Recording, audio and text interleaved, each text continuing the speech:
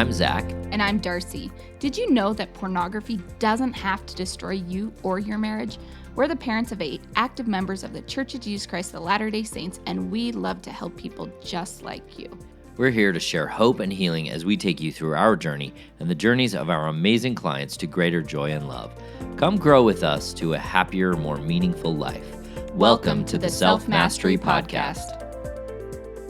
Hey everybody, and welcome to another beautiful Mastery Monday here on the Self-Mastery Podcast. I'm your host, Zach Spafford. Hey, Darcy and I, we thought we would share with you the interview that we did with some of our most awesome friends, a couple named Eric and Jackie. If you haven't heard this interview with them, it really just demonstrates the amazing things that can happen when you and your spouse get together and do the work that Darcy and I coach on. It gives so much perspective, and Darcy and I were talking to Jackie and Eric the other day, and we were just so glad at all the growth and the progress that they had made. We love them so much, and we thought we'd just share this episode with you all so that you could get an idea of what could be possible in your life. I'm going to apologize up front. The audio is very different than the audio you might be used to now, because back then I had different mics and a different studio, so please be kind. Please be kind about the audio. All right, you guys, enjoy. Hey, everybody, and welcome to another beautiful Mastery Monday here on the Self-Mastery Podcast. I'm your host, Zach Spafford, and I have my guest, Darcy. Hi. Hey, how you doing? And we have some very special guests today, Eric and Jackie. They are clients of ours. Jackie's gone through coaching with Darcy, and Eric went through coaching with me. We brought them on today because we want to give you a perspective of what the possibilities are for you if you go through coaching, and to give you an idea of what it looks like to be on the other side of this. I know you guys hear from me every single week. I want to give you the idea of what it's like to be on the other side of that for a husband and a wife who have struggled with pornography in their marriage and have been able to largely eradicate it from their marriage. Is that a fair statement? Yeah, I'd say so. Yeah. Why don't you guys tell us a little bit about yourselves? I'm Eric. We're from Canada. I guess I've realized now that my pornography issues are not unique. Realized that a lot more and more. I kind of got introduced to it when I was probably about 12.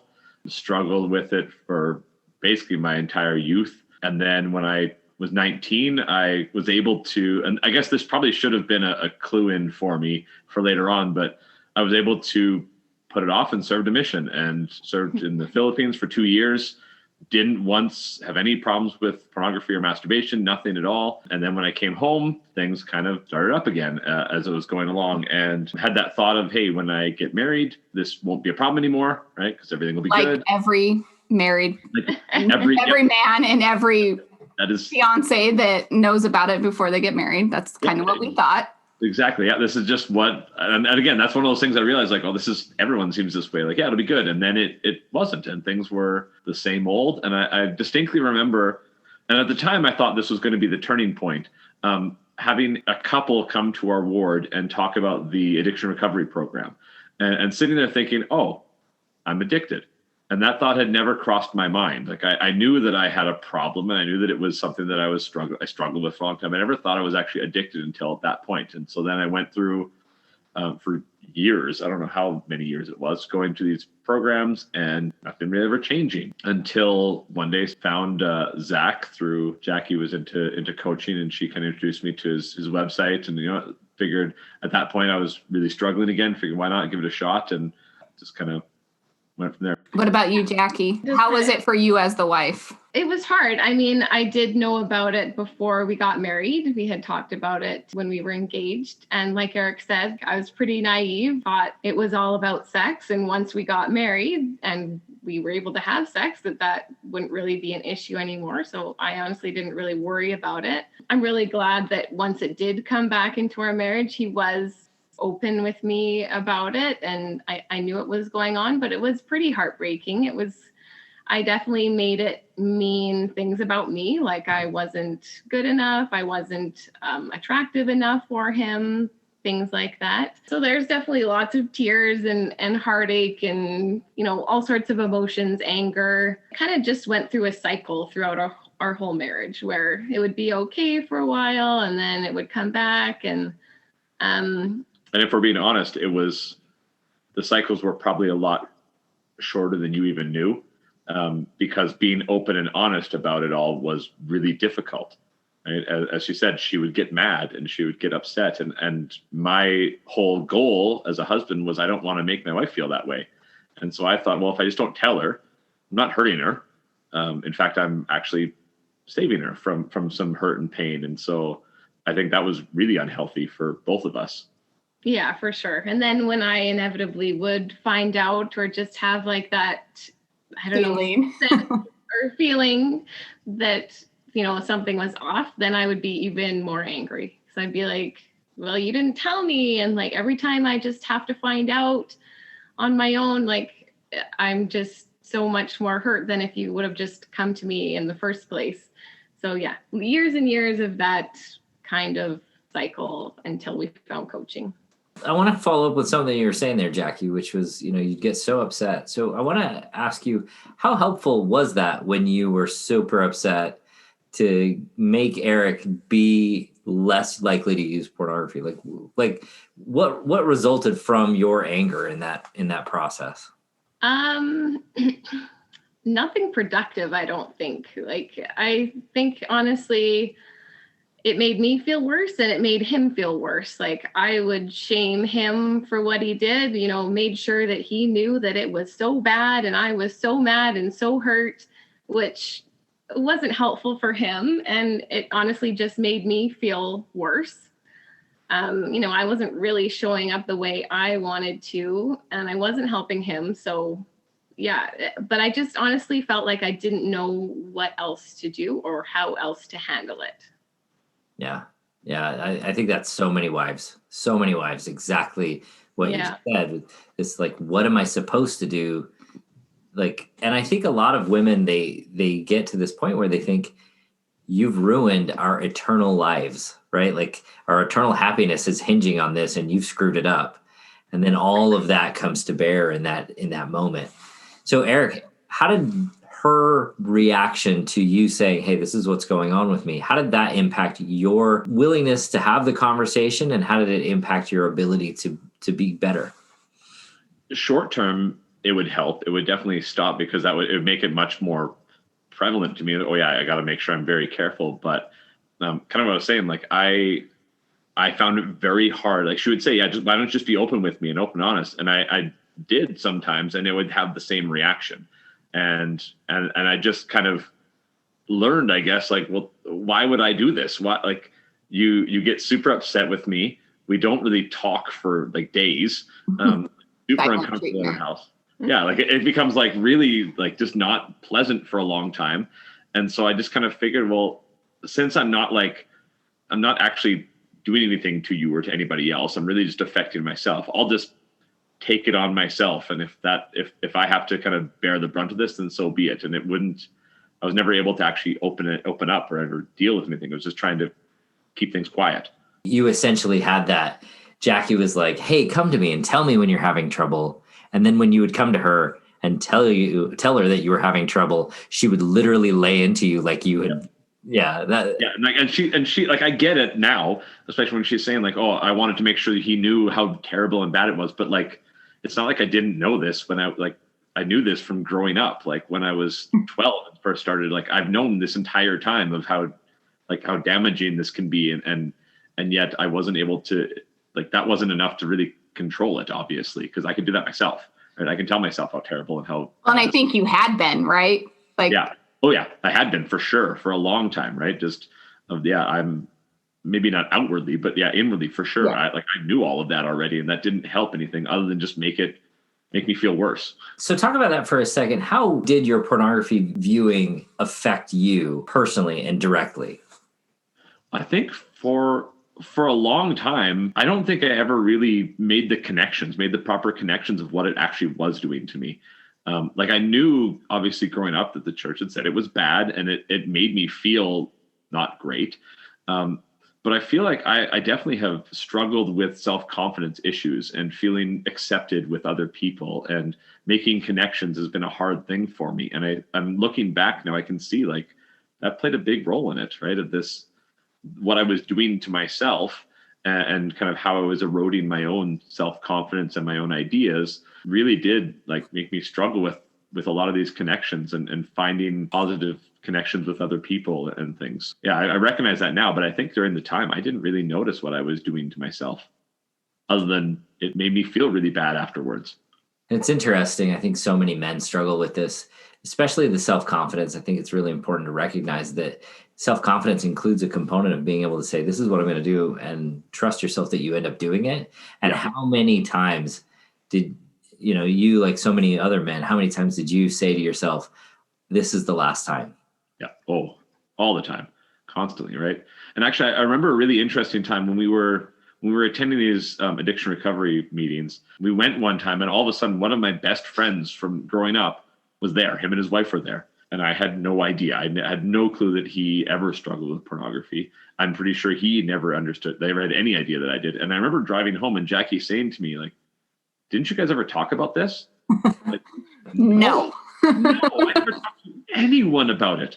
If I could help it, I didn't want to talk to anyone about this, right? And I think that's one of the real big problems with pornography is it's so shame-inducing that it really tries to limit your interactions with other people and wanting to keep you isolated, right? Which is so hard for that. It's really quite extraordinary, and it's amazing that you guys are willing to have this conversation, because this is going to go out to so many people. They're going to hear this story, and they're going to take, I think, a lot of strength from understanding that they're not alone. And the fact that you're having this conversation with us is a huge step in almost anybody's progression along that conversation. I remember the first time that Darcy told someone about my pornography use and how I just was like, I do not like this, but I'm going to choose to be okay with it because I know it's going to help me in the long run. And I don't know about you guys, but anytime she would tell someone, it wasn't like people would run away from us.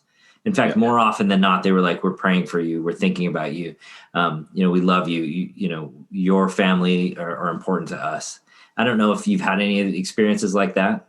Yeah, for saying before about the addiction recovery meetings and about how they didn't really ever stop the problem, there were some really wonderful things. Like some of the most spiritual meetings I've ever been to occurred in those meetings. And I really felt like they helped me get to a place where it doesn't, like, I'm not out there just going to say like, oh, I struggle with pornography. Like, look at me. Right. But if it comes up in a natural way, I don't look at that anymore as a negative. I can think specifically of a stake meeting we were having, and we were in these smaller groups, and we were talking about, I think we were talking about pornography just in general, but it was one of those typical meetings where it was a bunch of men talking about this issue as if it didn't touch anyone that we knew, and just kind of dealing with like pornography is over there in this corner, right? We're going to talk about it and how it affects these random people, and no one was really being honest with anything. And I just thought, you know what? Screw it. I'm ready to do this. Like, I'm working hard to become better. I'm not there yet, but I'm working at it. And I just decided, you know what, share. And like, hey, I've struggled with pornography my entire life. And I remember like this, one of the men who I looked up to was just like, hey, this is finally the first honest thing someone has said in this meeting. And that really gave me that validation. Like, you know what? Like, I'm not going to be up in the pulpit thumping on it and say, hey, this is what I do. But if it comes out, if there's a reason for me to say this, if it's something that will help someone else, sure, I don't care anymore. I don't need to hide anymore. That's just kind of where I had gotten to at that point. Even though I wasn't necessarily in my own life where I wanted to be, I just felt like, yeah, my story, I can help people because I've found now my story is not unique, right? There are so many other people who have gone through this. I now know many of my friends who I've grown up with, and we never talked about it, but now I know that they've struggled with it and they're working on things. So it's just becoming way more apparent to me that I don't have to be ashamed or afraid of all this, right? Yeah, 100%.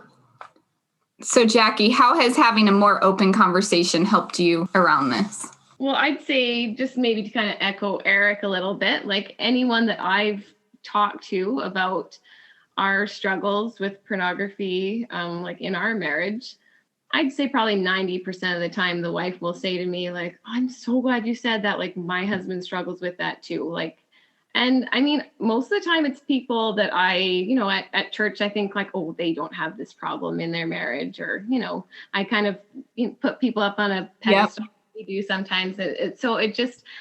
I think that's honestly, I'm not happy that they have that problem, but it's good to know that we're not alone, that there are good people who have the same struggles. And it just helps me in the way that I view things. And I think with Eric too, it's just been, it's been great that we're able to be really open with each other. And I think that as I have been coaching with you, Darcy, and that I've been able to decide how I want to show up, when Eric comes to me with these things, that he is more willing to be open and honest with me because he's not afraid of my reaction. He knows that I'm not going to, fly off the handle and be mad or crying or whatever. Like, if I need to, I can take my time and process whatever it is, but ultimately I'm choosing to show up in a more loving, compassionate way because that's how I want to deal with things. And so I think just him knowing that has been really helpful. And I trust that he is going to come to me because he knows that my reaction is going to be better than it has been in the past. So how has your reaction been different now that you've gone through coaching? Yeah, I think just being able to decide beforehand how I want to deal with things and just having the awareness of where Eric is coming from, like knowing that it's not about me. He's a human. This is a struggle he has. I have my own struggles too. Mm-hmm. And that I want to be a support for him. I've decided beforehand that if he's being open and honest with me, like, I'm willing to hear him out and to be curious about what it is that he's going through, because now I know that it's not about me. He's trying to escape some other kind of emotion when he's choosing to view pornography, right? That it's nothing to do with me. And that if I'm curious and compassionate, that maybe I can actually help him there, and not in a way that's controlling, but in a way that's, I'm your wife, I'm your partner, I want to be here for you, I'm a support for you. I love you, right? It's like, Yeah, exactly. I love you. I'm in this and we're in this together, right? Exactly, Instead of you're a horrible person, what's wrong with you? Right? At times I would either put myself up on a pedestal where I'm like, I'm better than you, you're making these terrible choices.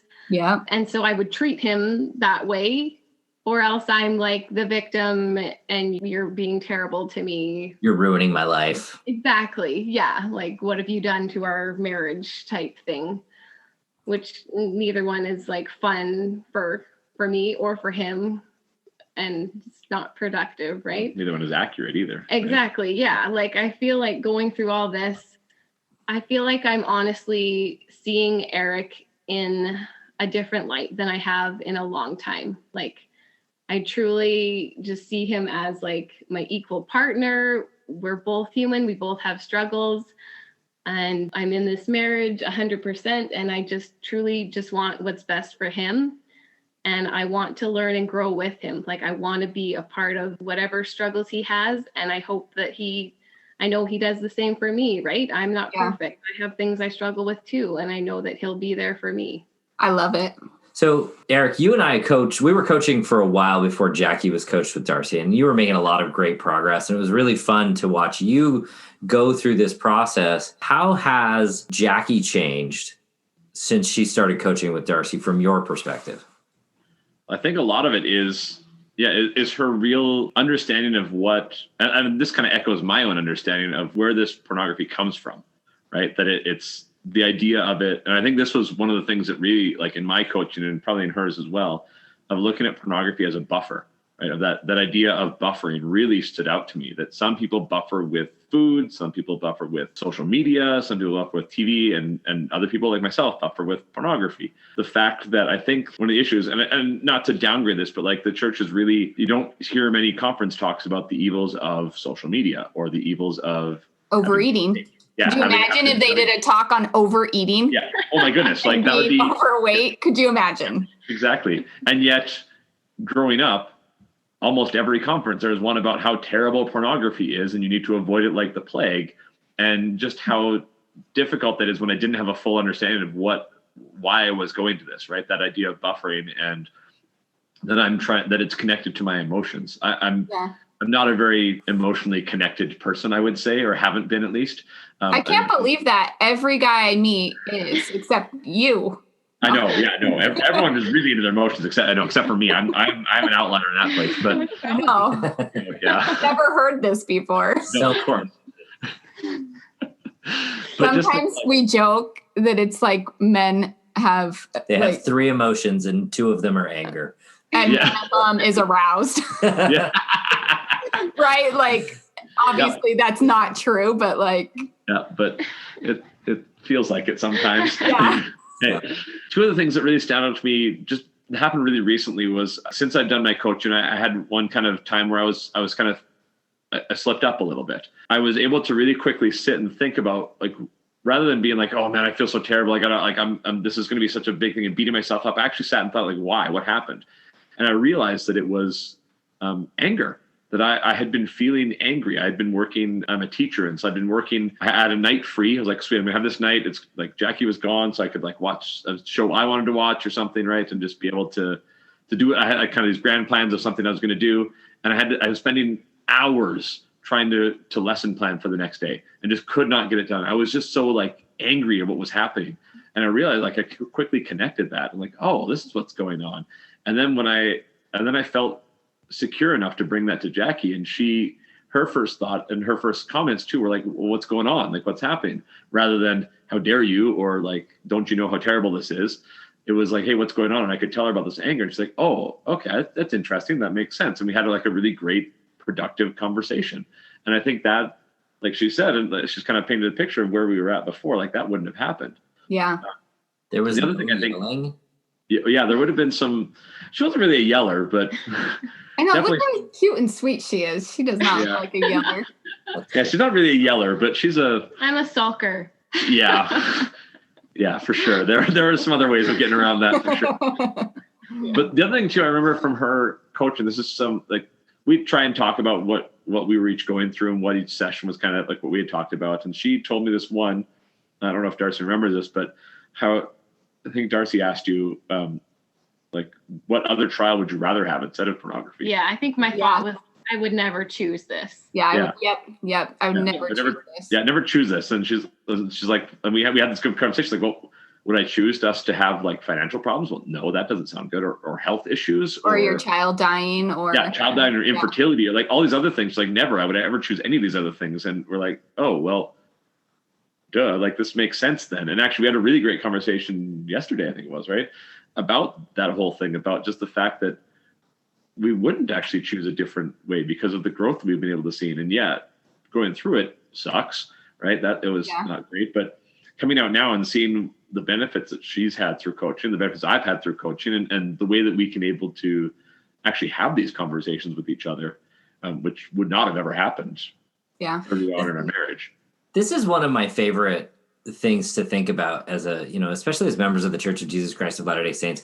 Everybody's giving me like this, holy cow, you said all of that in one breath. Yeah. That's a mouthful. They're just Mormons, right?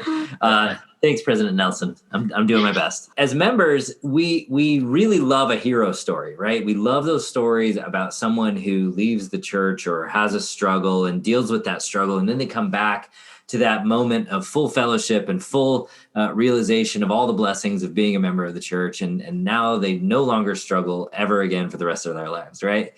And what I think we forget is that the hero story is almost all lived in that part where the struggle is. In the part of the story where we're learning and we're growing and things are not really great and nothing is working properly. And that also is the same place where all of the heroes are actually made. They're not made at the end of the story. They're made in the middle of the story. They're made through the struggle. They're made through the strife. They're made through the sulking of the wife and the self-beating up of the husband, right? All of those things are the things that make us go, wait a minute, is this really who I want to be? And how can I be better so I can be to the end, get to that end story, in part of the story where the hero is, right? And I just love what the conversation that you guys are now able to have, even when there is more struggle to be had, that it's no longer like, oh, wait, I thought we were done with this now. which I think, you talked to somebody, Darcy, who was like, I found out about this, so I figure he's done with it now. Like, it's over. And I'm like, oh, I'm sorry. This is the very first part. Yeah. You just barely entered the arena. And now it's time to get down with the gladiators, right? You guys came to one of our very first webinars. We're having our next webinar on December 6th at 8 Mountain Time. So if you want, there's going to be a link in the show notes to that. If you guys want to come to a webinar and ask Darcy and Zach anything, or you can go to my website, zachspafford.com. There will be a link there that you can sign up to participate in the webinar there as well. Why did you guys decide to get coached? Why did you choose this process over, you said you'd been to 12 steps, you've probably been to counselors. Why this? Well, I discovered coaching through a friend and had a couple of sessions, and I found it really interesting. I honestly didn't know going into it what coaching was. I thought maybe it's just like counseling. I wasn't really sure. But I loved the idea that you could just create your own experience and your own results through your thoughts. I thought that was such a powerful way of looking at things. And so I started listening to a few podcasts. I actually heard you guys on Natalie Clay's podcast, and then went on your website, and I was like, oh, this is amazing. Like, I need to tell Eric about this. So she shared it with me, and it was actually like I was having some real major problems at that point. It was right in the midst of the pandemic. I was working at home. So I'm a teacher, so I was online schooling it, and boredom has always been a problem for me, being willing to feel bored. And so I was being bored and using that time to buffer away my boredom, and it just kind of got to that point where like, this is enough. Like I'm like I said, like I'd been feeling okay to be able to share things. I feel like I'd grown quite a bit, and I was like, I need to try something else. And we'd had conversations about coaching. I'd been a little bit, not necessarily skeptical. I didn't think it was bad. I was like, that's just not for me. Right? That's not something I'm going to enjoy that. Right. That's not feelings. All yeah. No, thanks. But I went on to Zach's website, and I think I listened to a couple of your podcasts as well at that point. And I was like, you know what? Let's do this. It's free 30 minutes. Like that's good. And even between the time that I'd signed up and the time that I had my first session, I was like, you know what? I'm doing this. Like, this is what's going to do it. And I remember you asking like, so do you think like you want to talk to your wife about things, sign up? I'm like, nope, let's do it. I'm signing up right now. Let's get going. Like, I want to do this. And I knew that it wasn't going to be easy for sure. And sometimes going into the sessions, like, oh crap, what am I going to say now? Like, I'm going to do it. Like, I don't know what thought I was thinking at this point or whatever it was, but I was just kind of at a point where I was like, I'm ready to have this be done. And I remember like it was our first talk about, like, I had never pictured a life without pornography. When I was going to the 12 steps and counseling and things, I kind of always just thought that pornography is going to be a part of my life, and I'm just going to have to, maybe it won't be an active part. I'm hoping that was kind of my best case scenario, was that it wouldn't be an active part of my life, that I could be able to basically grin and bear it is probably what I thought it was going to be, right? Use motivation and I'm going to get it done. Right. But after, I think it was probably even just our first session of being like, hey, like there is a way you can actually, like, can you actually believe that you not have pornography a part of your life? And to get that, just like that thought was just like, almost like the heavens opening, like, oh, wow, I can have that in my life. That's awesome. And so I was like, I'm going to do this. I gotta have that. Like, that's what I want. And so I just went ahead and did it. That's amazing. It was definitely worth it for sure. Totally. So it was worth it. Jackie, you thought it was worth it? Oh, yeah, 100%. Yep.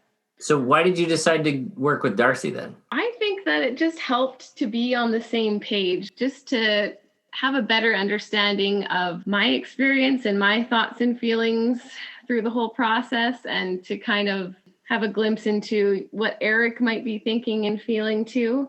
I feel like without coaching, I probably still would have been that wife who's trying to like control. I probably would have been like, okay, like, how was coaching? Like, are you good? Are you done now? Like, is this taken care of?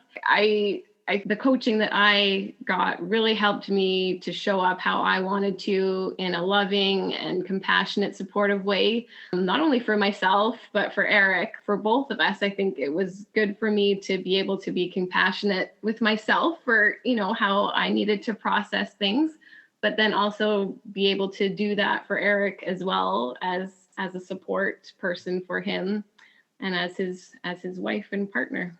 Well, I think you've had coaching like about other parts of your life as well, but yeah. I think just to be able to have, like with Darcy, have it be specifically about like, pornography. And well, you haven't struggled with that. It's been an issue in our marriage since day one, basically. Yeah. Right. And so to be able to have that, I think really, helps bring us together on that, with that issue. Yeah, totally. And it helped me to just see it for what it is, and to just kind of take the emotion and the morality and all that out of it and just look at it as a behavior. And it's, and it wasn't the behavior, it wasn't Eric's actions that was hurting me. It was what I made it mean and my thoughts about it. So just even having that awareness was huge. Yeah. That's awesome. You can say no to this, but can we talk about the beach? Going to the beach? Yeah. Yeah. Okay, good. This was a really interesting thing because I got to coach Eric on going to the beach. And Darcy got to coach Jackie on going to the beach. So and I think this is such a common reality for so many men and women, especially men and women who are struggling with pornography in their marriage, that I want to bring this up and I want to kind of give our listeners an idea of how things changed before you got to the beach and how they were before you were coached. Jackie, maybe you can give us your perspective on what happens when you go to the beach and your husband is a pornography user. What does that look like? So, yeah, it's interesting. So you might be a little nervous beforehand because you know that there's going to be a few good-looking women in bikinis, right? Yeah. Usually happens. Usually they're right beside you, too, if your husband looks at pornography. That's typical, right? So yeah, you kind of gear up for that, maybe give a little pep talk, like make sure you're keeping your eyes to your kids or make sure you're just looking at the nice views. Because you know what happens if I catch you looking at those good looking women in bikinis, right? I'm going to be mad. So Yep. Yeah. So basically, like, I would probably look around and like scope out, like, okay, who's Eric maybe going to be checking out, and where's the best place to sit? Yes, totally. Maybe we can sit right on the water's edge. No. Yeah, right. Only ocean view. Yeah. So yeah, I would probably like watch him and see who he's checking out, and then if I think he's checking out a good-looking woman, I would be mad, and it would just like ruin my time. Like I wouldn't be having fun with my family. I would just be ticked that Eric's looking at women, and my thoughts would be like going crazy. And she wouldn't say anything, but she would make it very well known. Yeah. It went through. It was not necessarily words, or there was going to be a conversation afterwards, but it was pretty obvious right away of where the day was going to go. Okay, so for you, how was that day going to go? It was before getting coached. Before getting coached, I don't know if this is a cop-out, but like I was a lifeguard. And so going purposefully scan around, there would be women in bikinis and I would definitely try to sneakily see them and try to be very conscious of what Jackie is doing, where we're at, what we're doing, knowing that, and then coming up with excuses of what was happening and or where we were going. And just knowing that in the end, it probably wasn't going to be a very fun trip for anybody. Sounds like a lot of anxiety for both of you. Yes, very much so. Yeah, a lot of anxiety, a lot of worry, a lot of stress. Yeah. So you really enjoyed going to the beach? Oh, it was great. Yeah. Yeah. Everybody loves going to the beach. Not any good looking women there. It was a great time. Yeah. Right. So after coaching, Jackie, how did you change in terms of your perspective about going to the beach? Yeah, it's actually really interesting because we just went on our first overnight trip by ourselves in a couple of years, 2 nights ago. So yeah, wow, I'm jealous. And we went to a hotel that it's like a mineral pool, like this big mineral pool that you soak in. It's like nice and warm. It was awesome. But anyway, so there were obviously women in bikinis there, and I kid you not, like I 100% did not care. I looked around and I noticed them. I was like, yep, there's like a good looking woman in a bikini. And I'm sure Eric notices too, but I was like, you know what? Like he's doing his best. I trust him. I am not going to ruin my time here with my husband by looking around and watching him and trying to guess what he's thinking and seeing if he's checking out women. Like it's just not worth it. Then you didn't enjoy yourself, exactly. Right? Yeah. And we had like a great time. Even laughed about like some woman's tattoo halfway up her butt. And I'm like, that's a weird place to put a tattoo. But like we had fun and enjoyed ourselves, and it wasn't even an issue. I wasn't worried about it. So how did your experience at the beach change, Eric? Yeah, it was just wasn't a big worry. We could actually, we could joke, we could laugh, we could have fun. It wasn't going to be a big issue. And we talked about it afterwards as we were preparing for this interview. and just about how everyone's doing their best. These people, they're not out there. This woman is not wearing a bikini because she wants to corrupt me and send me down some She was hole. thinking about you when she picked out that color. Yeah, exactly. Or thinking about Jackie and ruining her day, right? Oh, so I'm going to ruin some woman's day because she's worried about her husband, right? We're like, well, maybe she's worked really hard at getting herself into good shape and she wants to show it off. Cool, go ahead, right? Whatever. It became more about us. We were in control of our emotions and in control of what we wanted to do, and it wasn't about what these other people were trying to do. They didn't have any impact on us, and we were able to. I felt like we were able to take control of ourselves and just enjoy it. And like, yeah, it was wonderful. It was we had such a great time together, and being able to actually relax, like, which is a word that often didn't come with going to the beach. Right. Which is a funny thing because that's why people go to the beach. Yep, exactly. Yeah. So what advice would you guys have for a couple that's on the fence of coaching, whether or not they should do it or not? What would you say? I would say go for it. I'd say it's 100% worth it, especially if whatever else you've been trying hasn't worked, right? Like, I think this is just a good way to reframe some of your thought and beliefs about what this whole issue is all about. And coaching and the things that we've learned have spilled over into like all areas of our marriage, into our parenting. The benefits from the coaching have been amazing. You will not be disappointed.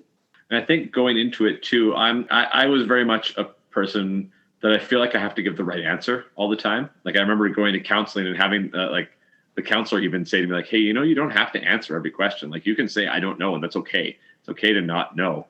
Right? And I still was struggling with that a bit with Zach. I'm like, oh, I want to make sure I get the right answer so that Zach's happy. And he even like stopped me like, dude, this isn't about me. This is about you. I think my response or my advice to people is like, for sure, number one, do it, right? It's way worth it, especially if you've been struggling with this for a long time. And again, like you said, I know I'm not alone in these experiences. And like, this is a great tool, but go into it being honest and open with yourself.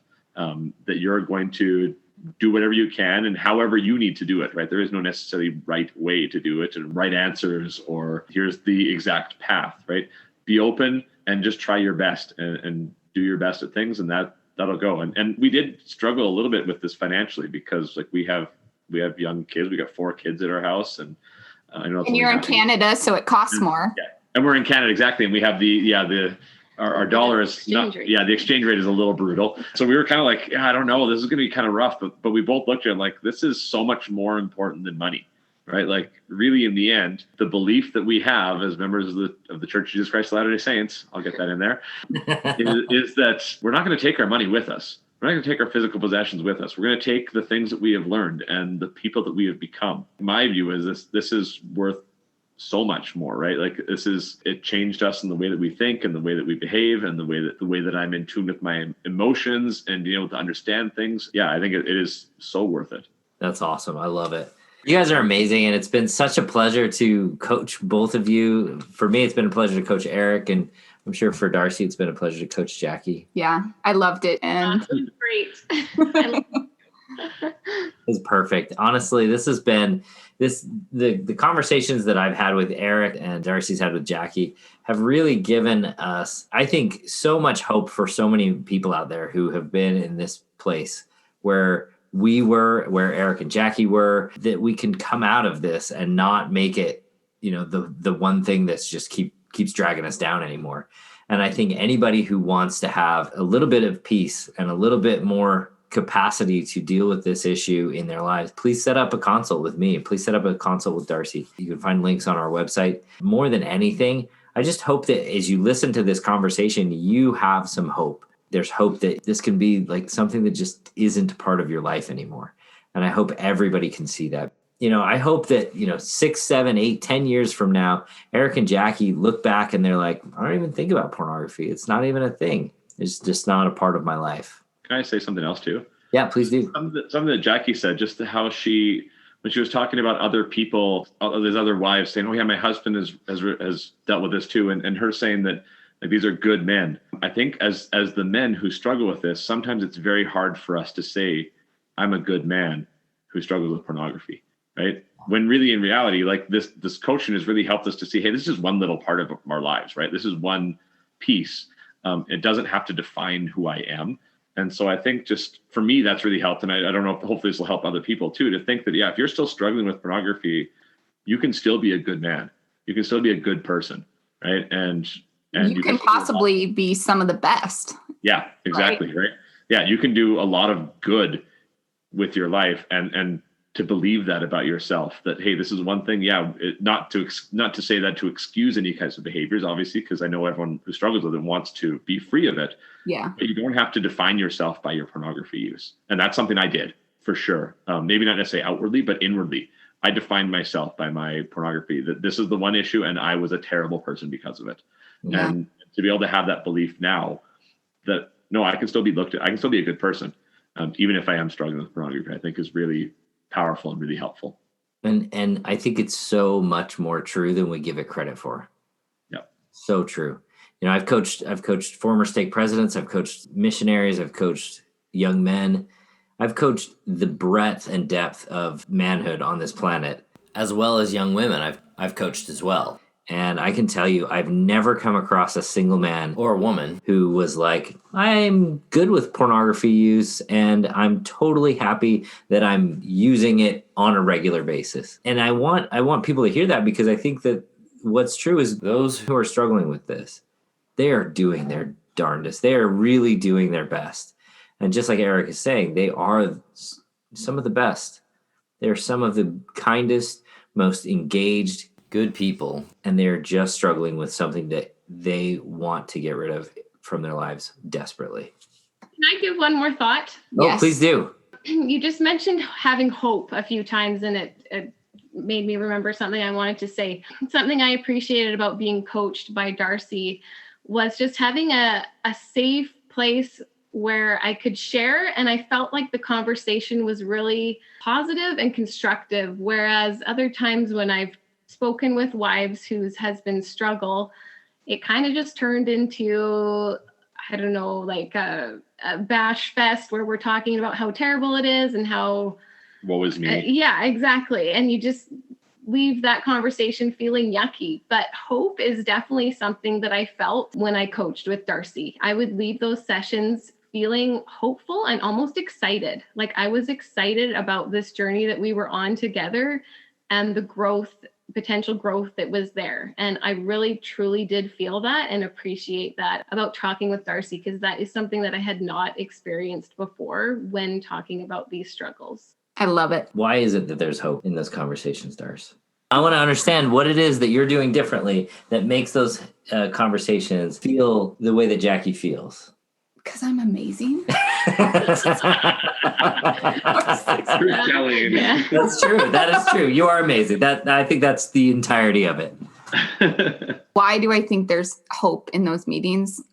Because I'm just speaking truth. When we're speaking truth, there's hope. Yeah, I think that's true. Well, thank you again so much for being here. This has really been a blessing to us to have you on the podcast. This is going to be, I think, so helpful for so many couples out there who are listening to the podcast.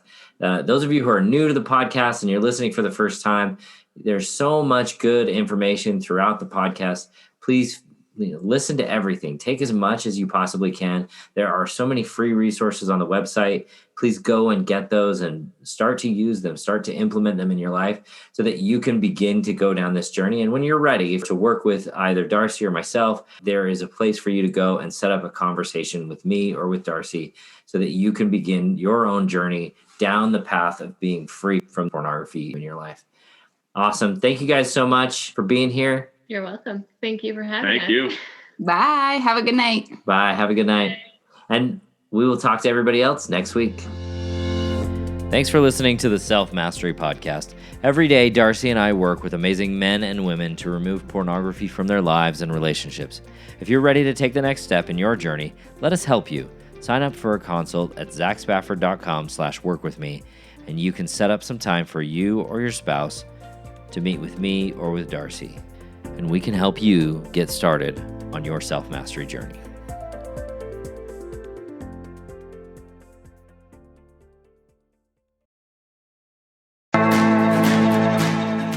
Thanks for listening to Thrive Beyond Pornography. If you're seeking guidance and support to overcome pornography for good and begin creating a thriving life beyond it, check out my free webinar, how to overcome pornography with skills that actually work. You'll learn practical, proven skills guided by an expert coach who has personally overcome pornography. Whether you're getting started for just yourself or along with your spouse, Darcy and I can teach you the tools that will help you put your life on the right path for you. Be sure to check out the show notes for a direct link, and if you could take a moment to leave a review wherever you listen to podcasts, it would mean the world to us. Your reviews play a significant role in helping others discover the show so they can join us on this transformative journey.